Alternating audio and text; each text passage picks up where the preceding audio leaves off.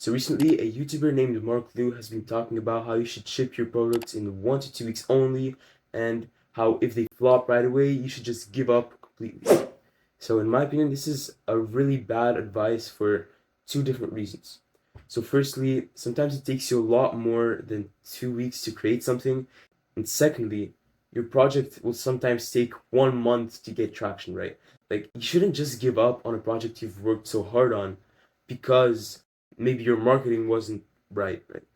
You need to make sure that you get the most out of your project and not just give up right away. So Marc Lou says you need to ship faster and more, which is, it sounds like good advice, right? Because if you ship more products, you have a higher chance to be successful in total, right? And I just want to highlight that this is sexy advice that sells well for him because he's made a framework called ShipFast to allow people to make products faster. So Marc Lou tells you to launch in 1 to 2 weeks only, and this is terrible advice. I promise you, most projects, right? Most successful projects that are worthy of getting traction are not built in 2 weeks. Most of the time, they're built in 1 month, usually more, because it can sometimes take that long to put in enough value into your product. And the element determining the success of your startup is literally the value, right? Because if you give more value, you're going to be getting fans, you're going to be getting traction, you're going to be getting free marketing, etc. The importance of value in your SaaS. So if you give out more value, you're going to be getting more organic growth, which is synonym of word of mouth.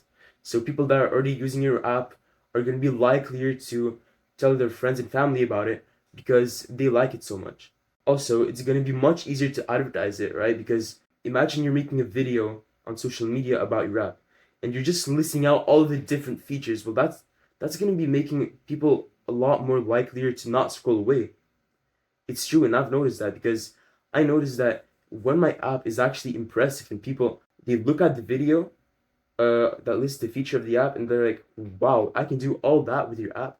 Well, of course, they're going to be likelier to like the video. They're going to be likelier to keep on watching. They're going to be likelier to share them with their friends. And sometimes people will literally ask you, is this free? It can get kind of annoying to just answer every comment, yes, it is free, yes, it is free. But it's actually a really good thing because more comments means more traction on your video, which means more views. And it will create like a loop that will continue and you will be getting more and more views, and which means more and more money for you. Of course, if you put in more value into your product, you're going to be able to put a much higher price for it, but this is not even as important as the next one I'm going to talk to you about. So more value will mean more praise and fans for you. So when I launched my product called Perfume around 2 years ago, a lot of people DM'd me talking to me about like, how can I help? I love your product so much. People were just literally like glazing me at this point. Like they really liked my product, and of course it motivated me to work harder. I got people that were making videos literally for me, right? So literally free video editing. Can you believe that? You don't have to pay for it anymore. Like it's not $5 a video. Like it's not even just cheap. It's literally free because people like to work for you. So I've had a I've had a fan that just contacted me and he wanted to edit a video for me, right? Because he thought my editing wasn't that great. And the first video he made, he got like 300,000 views on it, right? For me. So this is just amazing. And if you create a SaaS that it's not even a SaaS, right? A project that people like, as a result, your startup is gonna be more successful. So now a question arises, right?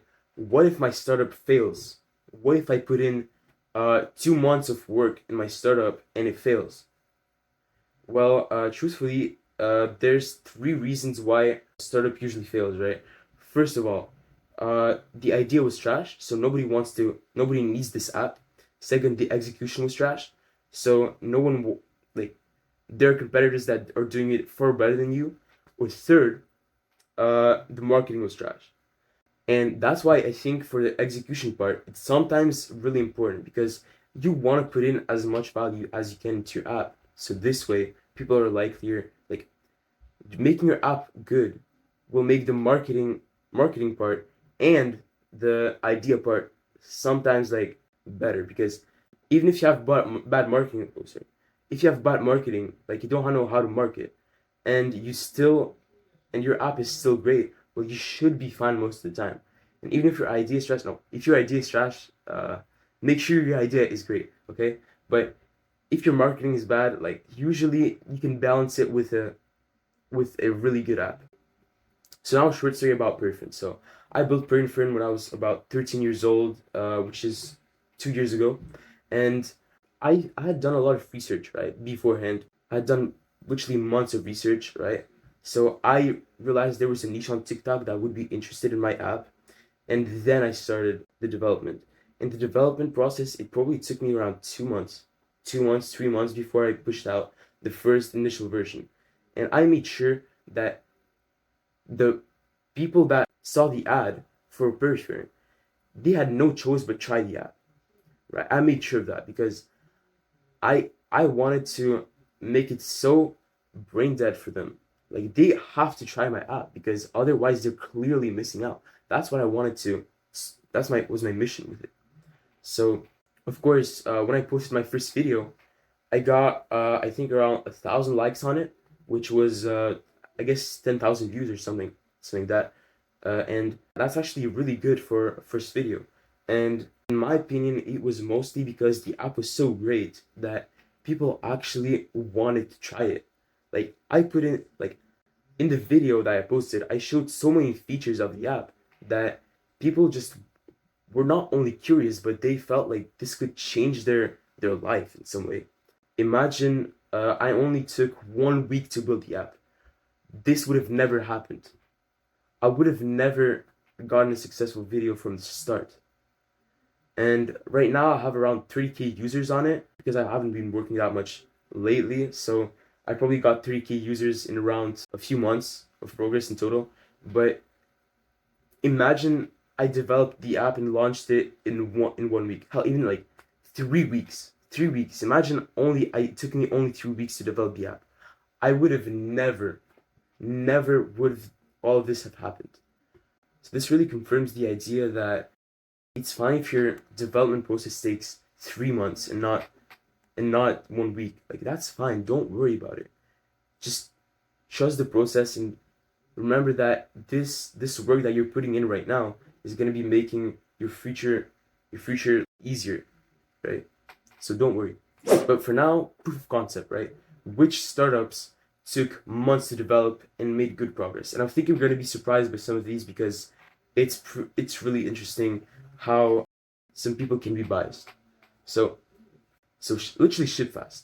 So ShipFast is a startup made by Marc Lou, which is a framework that spreads the idea that you should be shipping as many products as possible as quickly as possible. This is kind of funny because he says to do that, but that's not even what he followed in the first place. ShipFast, yes, Marc Lou says he built the framework in 2 weeks, but the truth is that no, it did not take him only 2 weeks. It did not. It took him years because what he did with ShipFast essentially is that he took multiple projects from the past, right? And he took snippets from one project, a few from the other, a few from the other, right? And it combined it all into one framework with all of these features from different projects. And if you were about to recreate ShipFast, no matter the skill level, it would never take you only 1 week to develop because there's so much value that ShipFast gives away that it's pretty much impossible unless you already have some snippets. And just think about it. ShipFast is his only successful product. Think about it. It's pretty much his only successful product. He's the only one that made like 10K a month, let's say that. And think about that how he invested actually years of effort into this one project. Again, like Founderpal.ai, so I was scrolling through Twitter and I found Dan Kulkov's posts that he's talking about how he pretty much gets free marketing from people that like Founderpal.ai, which is like an AI marketing tool. People will literally recommend his app to other people because it's so good. You just need to think about it. If you give more value, then people will literally recommend your app to other people, and you're gonna be getting users for free, $0, and that's just amazing in my opinion. So in conclusion, don't force yourself to ship fast, right? Sometimes this is actually most of the time, or even always, this is not a good idea because shipping fast will mean that you're rushing the process and you're not actually giving out as much value as you could be with your project. And as a result, you'll probably cause your startup to fail, even though your idea wasn't even that bad. So, and again, for the ideas, well, make sure that you actually research them, and don't waste your time on ideas that aren't good, right? Don't make this mistake. And I'll see you in the next one.